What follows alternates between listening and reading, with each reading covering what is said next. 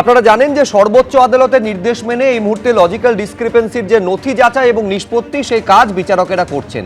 এবার জুডিশিয়াল অফিসারদের যে ঘাটতি সেটা মেটাতে ঝাড়খণ্ড এবং ওড়িশা থেকে আনা হচ্ছে সিভিল জজদের। আমি শুরুতে আপনাদের প্রতিবেদনটা সামনে রাখবো, তারপর আমার অতিথিদের কাছে ফিরছি। দেখুন, শনিবার প্রকাশিত হতে চলেছে ভোটার তালিকা, কিন্তু এখনো লজিক্যাল ডিসক্রিপেন্সির আওতায় বহু নাম রয়েছে, তাদের নথি পরীক্ষা বাকি রয়েছে। সুপ্রিম কোর্টের নির্দেশ মতো তাই এই প্রক্রিয়া চলবে। শনিবার ভোটার তালিকা প্রকাশ হওয়ার পরও নাম যুক্ত হতে থাকবে। ইতিমধ্যেই এ রাজ্যের বর্তমান ও প্রাক্তন বিচারকরা নথি পরীক্ষা করছেন, কিন্তু কাজ বাহার প্রমাণ, সময় অত্যন্ত কম।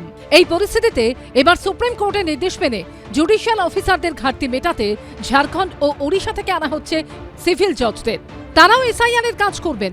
ওখানে মিটিং হলো, মিটিংয়ে ওনারা বললেন যে ঝাড়খণ্ড থেকে আর ঝাড়খণ্ড থেকে এবং উড়িষ্যা থেকে কিছু জাজ আসতে পারেন। তো যদি জাজরা আসেন তাদের জন্য সমস্ত ব্যবস্থা করা হবে এবং তাদের জন্য ইউজার আইডি ক্রিয়েশন, প্রশিক্ষণ ইত্যাদি সব ব্যবস্থা আমরা। কতজন আসবে স্যার কিছু বলেছেন? না, সংখ্যাটা বলেনি, ওই 200-র কাছাকাছি বলছেন, কিন্তু অ্যাকচুয়াল সংখ্যা ওনারা পাবেন। লজিক্যাল ডিসক্রিপেন্সির আওতায় এখনো কত আপত্তি নিষ্পত্তি হয়েছে, কত বাকি আছে, কোনোটাই এখনো নিশ্চিত করে বলতে পারছে না মুখ্য নির্বাচনী আধিকারিকের অফিস। এখন পর্যন্ত যেটা আছে ওটা 530 জুডিশিয়াল অফিসার যেটা আছে ডিপিউট হয়েছে, যার মধ্যে অ্যাবাউট 270-280 যেটা আছে অলরেডি কাজ করছেন। বাকি যেটা যোগ দেবেন কাজ করে ওটিপি তৈরি হচ্ছে, ওদের ড্যাশবোর্ড তৈরি হচ্ছে। নিষ্পত্তি নিশ্চয়ই হয়েছে, কিন্তু আমাদের কাছে কোনো ফিগার নেই, এখন পর্যন্ত ড্যাশবোর্ড নেই। এই প্রেক্ষাপটে বৃহস্পতিবার কলকাতা হাইকোর্টে ফের মুখ্য সচিব, মুখ্য নির্বাচনী আধিকারিক, রাজ্য পুলিশের ডিজি সহ একাধিক উচ্চপদস্থ কর্তাকে নিয়ে বৈঠকে বসলেন প্রধান বিচারপতি সুজয় পাল। কাজ শুরুর প্রথম দিন কোথাও লগ ইন করতে সমস্যা, আবার কোথাও কর্মপদ্ধতি নিয়ে সমস্যার মুখে পড়েছিলেন জুডিশিয়াল অফিসাররা।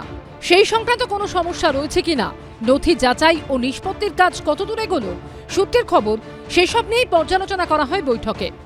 12টা রাজ্যে এসআইআর হচ্ছে, কোনো জায়গায় একটা টু শব্দ আমরা পর্যন্ত পেলাম না, এসআইআর হয়ে যাচ্ছে।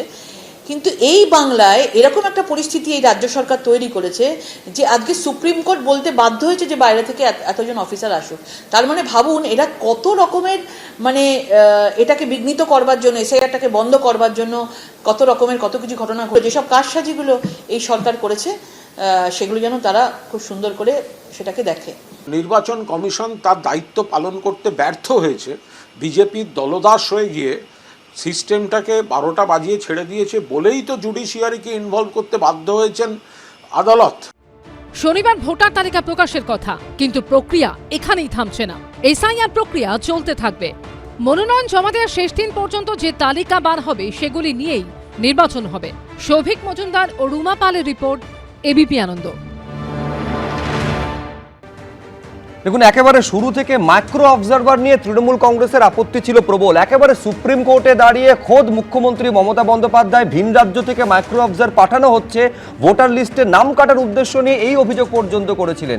আর আজকে সুপ্রিম কোর্টের নির্দেশে ভিন রাজ্য থেকে বিচারকেরা আসছেন এসআইআর যাবতীয় নথি যাচাই থেকে নিষ্পত্তি করার জন্য। আশা করি তন্ময় ঘোষেদের অন্তত এক্ষেত্রে কোনো আপত্তি থাকবে না।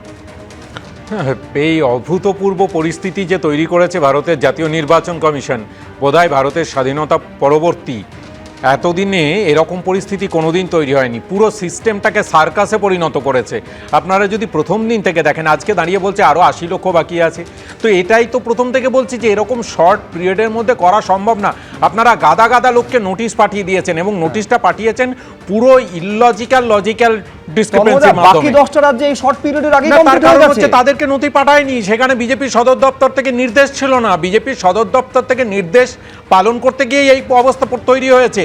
এতগুলো লোকের 1,30,00,000 লোককে নোটিশ পাঠিয়ে দিয়েছেন। এইবার সেই ডকুমেন্টগুলো পড়ে আছে, এখন বলছেন না এগুলো দেখা সম্ভব না, ভোট চালু হয়ে যাক তারপরে হবে, যতদিন নমিনেশন আসবে ততদিন অবধি হবে। তাহলে মানুষগুলোর কি হবে? প্রত্যেকটা মানুষের যে মৌলিক অধিকার, সেই মৌলিক অধিকার যে খর্ব হচ্ছে তার দায়িত্বকে নেবে ভারতের জাতীয় নির্বাচন কমিশন। শুরু থেকে শেষ অবধি এরকম একটা সিস্টেমকে জটিল অবস্থায় আনার জন্য তৈরি হয়েছে। বাইরে থেকে তো আনতে হয়েছিল, এই কারণে রাজ্য একেবারে কর্মী প্রোভাইড করেনি বলে এ তো প্রথম থেকে অভিযোগ করে আসছে কমিশন। না না, রাজ্য কর্মী যতজনকে প্রোভাইড করা দরকার ছিল করেছে, না হলে হলো কি করে? রাজ্য 8,500 কর্মীকে দিয়েছে, তারপরে 294 জন অফিসারকে দিয়েছে, তার ছাড়াও 80,000-এর উপর কর্মচারীকে দিয়েছে, যা যা করা দরকার। কিন্তু তারা তারপরে প্রথমে মাইক্রো অবজারভার, এটা তো আইনের বিরুদ্ধে, এই মাইক্রো অবজারভারদেরকে নিয়ে আসা হয়েছিল। মাইক্রো অবজারভার তখনই ডাকতে বাধ্য হয়েছিল, এটাও কমিশনও বলেছে দাঁড়িয়ে সুপ্রিম কোর্টে। তার কারণ কমিশন ডাকতে বাধ্য হয়েছে, তার কারণ রাজ্য সরকার পর্যাপ্ত কর্মী প্রোভাইড করেনি। এক, দ্বিতীয়ত হচ্ছে যে তালিকাটা দেওয়া হয়েছিল গ্রুপ বি কর্মীদের, সেখানে তো এই অভিযোগ সামনে এসেছিল যে গ্রুপ সি যারা, তাদের শুধু বেতনে পদোন্নতি এইটা দেখে গ্রুপ বি অফিসার হিসেবে দেখানো হয়েছিল, ফলে সেখানেও কারচুপি করা হয়েছিল বলে অভিযোগ সামনে এসেছিল। কিন্তু আমি এখানে বিমল শঙ্কর নন্দর কাছে আসতে চাইবো। আমি বলছি বিমলদা, এই অভিযোগ বিজেপির তরফেও ছিল, ইনফ্যাক্ট শুভেন্দু অধিকারীও বারে বারে করেছিলেন যে বিএলওদের একটা অংশ, এইআরও বা ইআরওদের একটা অংশ, এই যে নির্বাচন কমিশনে যে কাজটা তারা করছেন, তারা তৃণমূল কংগ্রেসের হয়ে কার্যত কাজটা করছেন।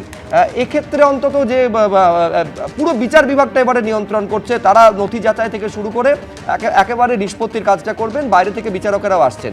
আপনাদেরও তো নিশ্চয়ই এক্ষেত্রে কোনো আপত্তি থাকবে? একটু সময় থাকলে বলতাম, এত সময় তো তুমি দাও না, কি আর করবো, শুধু কতগুলো কথা বলি। তুমি একটু আগে বললে মাইক্রো অবজারভার নিয়ে রাজ্য সরকারের আপত্তি ছিল, একটু আবার তোমাকে সংশোধন করছি, গোটা এসআইআর প্রক্রিয়া নিয়ে রাজ্য সরকারের আপত্তি ছিল। কে বলেছিল কোড আনকোড এসআইআর আমার মৃতদেহের ওপর দিয়ে হবে? না, ওটা সংশোধন করলেন, ওটা সংযোজন করলেন। ওকে, ঠিক আছে, নমেনক্লেচার নিয়ে কি আর যায় আসে, নামে কি যায় আসে। আমি শুধু এটুকু বলছি, গোটা এসআইআর প্রসেস নিয়ে কে বলেছিল কোড আনকোড, যে এসআইআর আমার মৃতদেহের ওপর দিয়ে হবে?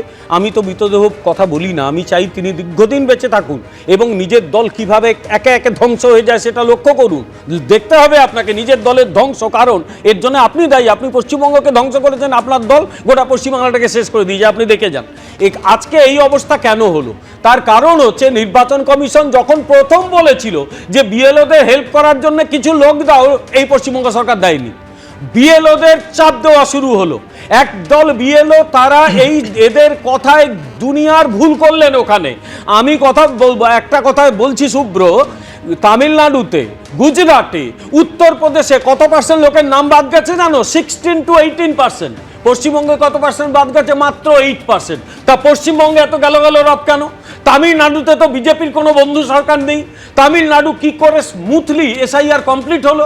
আসলে এর মধ্যেই লুকিয়ে আছে একটা গোলমেলে জায়গা, গোলমেলে বিষয়টা। আমি বলছি ভোগান্তির কথাগুলো সমানভাবে পাশাপাশি রাখুন। কেন হলো তার কারণ হচ্ছে এখানে এক সেকেন্ড, আপনি তামিলনাড়ু উত্তরপ্রদেশে এই ছবিটা পাবেন না যেখানে চ্যাটার্জি চট্টোপাধ্যায় হচ্ছে বলে তাকে চিঠি পাঠানো হচ্ছে। আমার কথা, আমি একটা কথা বলি, সেটা হচ্ছে এরা প্রথম থেকে ভিন রাজ্যেও বিএলও মৃত্যুর ছবি সামনে এসেছে, ভিন রাজ্যে বিএলওর মৃত্যুর ছবি এসেছে, কিন্তু ভিন রাজ্যে কখনো শাসক দল এরকম খুলে নেমে পড়েনি। ভিন রাজ্যে কখনো তৃণমূলপন্থী বিএলও নামক একদল লোক ওখানে দাঁড়িয়ে বিরোধী দলনেতার দিকে জুতো ছড়েনি। This is the political culture of West Bengal, যাকে এই তৃণমূল কংগ্রেস নষ্ট করেছে। আমি মানুষকে বলবো এই দলটার শিকড় সমেত উপড়ে ফেলুন, নইলে আমরা কালচার ঠিক করতে পারবো না। We have to change the political culture, এখানে একেবারে নষ্ট করে ফেলেছে। এবিপি আনন্দ, এগিয়ে থাকে, এগিয়ে রাখে।